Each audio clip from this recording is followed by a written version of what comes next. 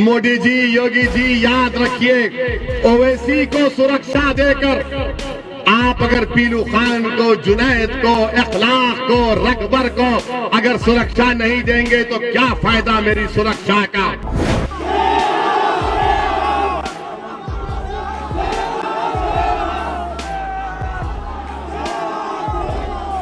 अखिलेश यादव जिस किसी अल्पसंख्यक समाज के नेता को टिकट नहीं मिला, अखिलेश यादव उसको बुलाकर बोल रहे हैं ये लो लॉलीपॉप और मुंह में चूसते रहो। बाबा क्या कहते हैं, विकास किया। अरे बिजली का इंतजाम नहीं किया, क्या खास विकास किया बाबा तूने। बीजेपी को वोट दिया आपने, कितनों ने हाथ उठाओ, डरो मत, अपने ख्वाबों को पूरा करो। याद रखो, तुमको डरने की ये जरूरत नहीं है, डरने और घबराने की जरूरत नहीं है। अल्लाह हमारे लिए काफी है।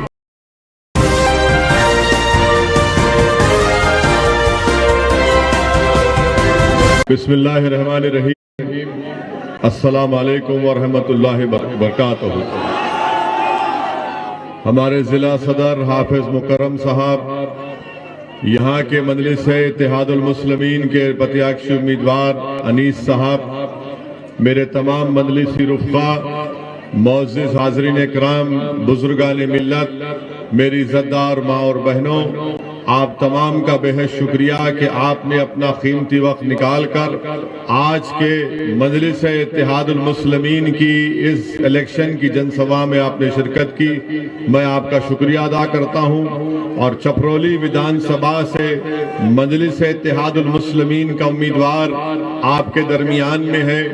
आप ये भी जानते हैं कि उत्तर प्रदेश के विधानसभा के चुनाव में मजलिस इत्तेहादुल मुस्लिमीन भागीदारी परिवर्तन मोर्चा का हिस्सा है और बाबू सिंह कुशवाहा की जन अधिकार पार्टी और दीगर अति पिछड़ा समाज की मुख्तलिफ सियासी पार्टियां ने मिलकर हमने इस परिवर्तन मोर्चा को बनाया है, जिसमें हमने ये तय किया है कि अगर उत्तर प्रदेश और छपरौली की जनता इस अलायंस को अपने आशीर्वाद, अपनी दुआओं और वोट से नवाजेगी तो इंशाअल्लाह ताला पहला मुख्यमंत्री उत्तर प्रदेश का बाबू सिंह कुशवाहा होंगे 2.5 साल के लिए। उसके बाद 2.5 साल के लिए दलित समाज से कोई उम्मीदवार होगा और 5 साल में एक डिप्टी चीफ मिनिस्टर अल्पसंख्यक समाज मुसलमान से होगा। कर दो पिछड़ा समाज से बना। मजलिस की यही लड़ाई है कि अति पिछड़ा समाज हो या सामाजिक न्याय का मसला हो, मजलिस चाहती है कि इस पर तमाम कमजोर तबकात मिलकर, जिसमें अति पिछड़ा समाज हो, अल्पसंख्यक समाज के मुसलमान हो, दलित हो, तमाम कमजोर और दबाए हुए लोगों को मिलकर हमको इस जमहूरी तरीके से अपनी लड़ाई को लड़ना है और अपनी मंजिल मकसूद तक पहुंचना है। और इसके लिए बहुत जरूरी है कि आप लोग मुत्तहिदा तौर पर अपने वोट का इस्तेमाल। आप जानते हैं कि छपरौली विधानसभा पिछले साल जब कोविड की वेव चल रही थी तो किस तरीके से यहाँ पर जब जिम्मेदारों को तंग किया गया, परेशान किया गया और उनको बदनाम करने की एक नापाक कोशिश, एक मंसूबा बनाया गया। उस वक्त अगर पूरे भारत में अगर कोई ये कह रहा था कि तबलीगी जमात कोविड के फैलने की जिम्मेदार नहीं है बल्कि उसको बदनाम करने की कोशिश की जा रही है, जो ऐसी तंजीम है जो इखलास की बुनियाद पर काम किया जाता है, तो किसी में हिम्मत नहीं थी। न समाजवादी पार्टी के नेता में हिम्मत थी, न आरएलडी के नेताओं में हिम्मत थी कि ये इस ताल्लुक से कुछ कह सके। अगर पूरे मुल्क में कि पूरे उत्तर प्रदेश में अगर किसी ने आवाज उठाई तो उसका नाम असदुद्दीन ओवैसी था, जिसने तबलीगी जमात को बदनाम करने की साजिश की मजम्मत की। चपरौली की आवाम को मैं ये भी बताना चाहूंगा कि जब आप 10 फरवरी के दिन अपने वोट का इस्तेमाल करने जाएंगे तो याद करिए कि जब कोविड की वेव में आप जानते हैं कि 27 दिन में करीब 30 से ज्यादा लोगों की मौतें हुई थी छपरौली विधानसभा में। कहां पे नजर आए मुख्यमंत्री की सरकार या मुख्यमंत्री नजर नहीं आए जब रोज कोई ना कोई छपरौली विधानसभा में एक शख्स मर रहा था कोविड से। उस वक्त सरकार नहीं थी, उस वक्त यहां पर बीजेपी के एडमिनिस्ट्रेशन से कोई नहीं था। आपको ये बात वोट डालने से पहले याद रखनी चाहिए। तीसरी बात जो मैं आपको याद दिलाना चाहता हूं कि छपरौली विधानसभा में 10वीं जमात के बाद यहां पर कोई तालीम का, कोई शिक्षा का इंतजाम नहीं है। बताइए कौन सा विकास का काम, कौन सा काम बीजेपी की सरकार ने किया। चौथा, यहां पर गवर्नमेंट के कॉलेज की जरूरत है, उसका नाकिस इंतजाम किया गया। यहां पर 13 लाख की आबादी में सिर्फ 24 पब्लिक हेल्थ सेंटर काम करते हैं। बताइए बीजेपी ने कौन सा विकास का काम किया। बीजेपी बड़े बड़े झूठे दावे करती है जो सच्चाई पर मुबन्नी नहीं है। दूसरी जानिब मेरी इज्जतदार माँ और बहनों, मेरे बुजुर्गों, मेरे गयूर नौजवान साथियों, मैं आपको ये बताना जरूरी समझता हूं कि जिन्होंने आपका वोट तो लिया, जिन्होंने सुरक्षा के नाम पर आपसे वोट लिया, जिन्होंने बीजेपी को हराने के नाम पर आपसे वोट लिया, जिन्होंने आपके बच्चों को सुरक्षा और उनकी शिक्षा के नाम पर वोट लिया, बताइए आज जब मसाइब और मुश्किलात के तूफान से हम गुजर रहे थे, ये कहां पर नजर आए। पूछिए समाजवादी पार्टी और आरएलडी के नेताओं से कि CAA के ऊपर आपका क्या बोलना है, तो इनकी जबानें बंद हो जाएंगी। तारीख गवाह है कि भारत की संसद में अगर किसी ने संविधान का हवाला देकर उसको काला कानून करार दिया और CAA के उस कानून की कॉपी को पूरे संसद में अगर किसी ने कहकर फाड़ दिया कि जिस तरह गांधी ने उस वक्त के सफेद फाम अफ्रीका की हुकूमत के कानून के खिलाफ इस तरह कानून फाड़ा था, तो सदुद्दीन ओवैसी आपके सामने खड़ा है। मैंने उस CAA कानून को फाड़ कर बताया कि ये काला कानून है जो मजहब के नाम पर भेदभाव करता है। क्या पोजीशन है, क्या कहती है सपा और आरएलडी, इसके पास इनका कोई जवाब नहीं है। ट्रिपल तलाक का गलत कानून मोदी सरकार लेकर आई। पूछिए सपा और आरएलडी से कि आपकी इसके ऊपर क्या राय है, तो जबान खामोश हो जाएगी। आप जानते हैं कि आपकी एक आवाज की जरूरत है। आप जानते हैं कि उत्तर प्रदेश की विकास और उत्तर प्रदेश की मजबूती के लिए बहुत जरूरी है कि अल्पसंख्यक समाज की भी एक आवाज हो। अगर आप सिर्फ खामोशी के साथ वोट डालते रहेंगे, वोट डालते रहेंगे, मैं आपको बताने आया हूं कि आप वोट डालेंगे भी और अनीस के हक में इंशाअल्लाह ताला अपने वोट का इस्तेमाल करेंगे। हम सिर्फ वोट डालने वाले नहीं है, वोट हासिल करने वाले भी हैं। आज मैं उन समाजवादी पार्टी में जो बड़े बड़े नेता अपनी जिंदगी गुजार दिए, आज घर में बैठकर रो रहे हैं कि हमको टिकट नहीं दिया गया, हमसे धोखा किया गया, हमसे इंसाफ नहीं किया गया। मैं उन समाजवादी पार्टी के नेताओं से कह रहा हूं कि तुम गैरों की चौखट पर जाकर एक फकीर विधानसभा के टिकट के लिए भीख मांग रहे हो। आओ मजलिस में हम टिकट बांटेंगे, तुमको भीख मांगने की जरूरत नहीं है। और मैं उन नेताओं को चौकन्ना कर रहा हूं, अखिलेश यादव तुमको धोखा देगा। अखिलेश यादव जो किसी अल्पसंख्यक समाज के नेता को टिकट नहीं मिला, अखिलेश यादव उसको बुलाकर बोल रहे हैं ये लो लॉलीपॉप और मुंह में चूसते रहो।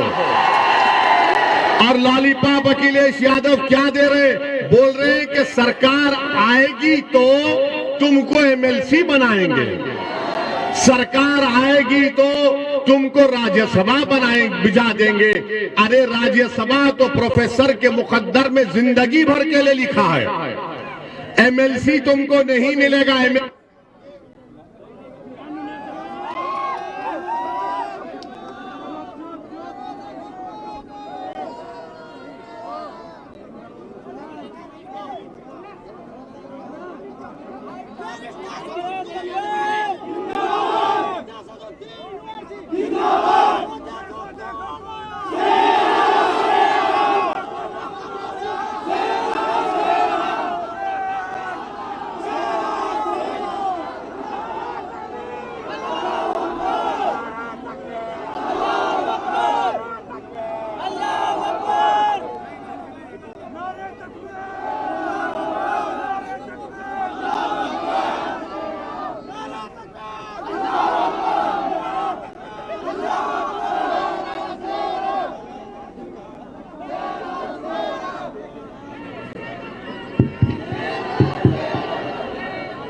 अब आप सोच लीजिए, बाबा क्या कहते हैं, विकास किया। अरे बिजली का इंतजाम नहीं किया, क्या खाक विकास किया बाबा तूने? बाबा ने तो कुछ किया ही नहीं। बाबा सिर्फ लंबी लंबी छोड़ते अपने उस्ताद की तरह, मोदी जी की तरह। अनिल, बिजली का इंतजाम नहीं। मैं आपसे अर्ज कर रहा था, मैं आपको बता रहा था समाजवादी पार्टी के बारे में, तो मैं समाजवादी पार्टी के नेताओं को कह रहा हूं कि आप अगर घर में बैठ गए तो हमेशा के लिए बैठ जाएंगे। आइए हमारे साथ आ जाइए, हम आपको अपने कंधे पर बिठाकर आपकी राजनीति को इंशाल्लाह चमका देंगे। अखिलेश यादव आपको डुबा देगा और आपकी राजनीति को हमेशा के लिए दी एंड कर देगा, खत्म कर देगा। अब ये इनको सोचना है कि वो क्या करेंगे। तीसरी बात, यहां पर पिछले बार विधानसभा के चुनाव से किसको जिताया था आपने? किसको जिताया था? कौन सी पार्टी का था? अब कहां कूद कर चला गया? कुलाटी कहां मारा? अब उसका जिम्मेदार हम हैं। हमने उसको कहा था कि बेटा कुलाटी मार के मोदी जी के गोद में जाकर चाय पी ले। हमने तो नहीं कहा था ना। अब जयंत चौधरी इस पर क्या बोलेंगे? जयंत चौधरी के पार्टी से ये कूद कर नरेंद्र मोदी और योगी के साथ बैठकर उस पार्टी का प्रत्याशी बनकर यहां पर आया है। आपका वोट जाया होगा, याद रखिए। आपने 2019 के पार्लियामेंट के चुनाव में बीजेपी को वोट दिया आपने? कितनों ने हाथ उठाओ, डरो मत। कौन जीता यहां से? कौन जीती? हम बोले थे आपको वोट डालने के लिए।